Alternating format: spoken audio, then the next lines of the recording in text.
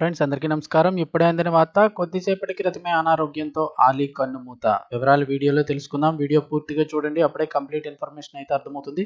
అలాగే ఇంకెవరైనా మన ఛానల్ సబ్స్క్రైబ్ చేసుకోకపోతే వెంటనే సబ్స్క్రైబ్ చేసుకోండి. ప్రభుత్వం నుంచి వచ్చే లేటెస్ట్ అప్డేట్స్ అన్నీ కూడా మిస్ కాకుండా మీకు ముందుగానే తెలియచేయడం జరుగుతుంది.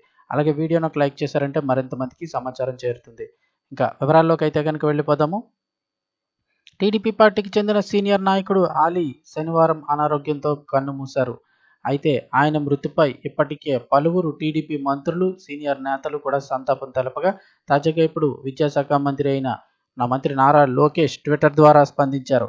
ఈ సందర్భంగా మంత్రి తన ట్వీట్లో తెలుగుదేశం పార్టీ యొక్క వీరాభిమాని అన్న ఎన్టీఆర్ నుంచి నేడు చంద్రబాబు వరకు కూడా పసుపు జెండాను భుజాన వేసుకొని మోసిన అంకిత భావం కలిగిన టీడీపీ సైనికుడు ఆలీ మృతి పట్ల సంతాపం తెలియజేస్తున్నాను.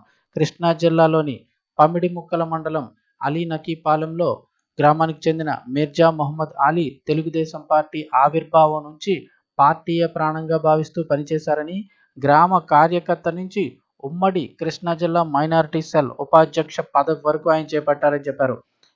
ఎల్లప్పుడూ కూడా తెలుగుదేశం పార్టీ రంగు, పసుపు దుస్తులనే ధరించే ఆలీసాబ్ లేని లోటు తీరనిది.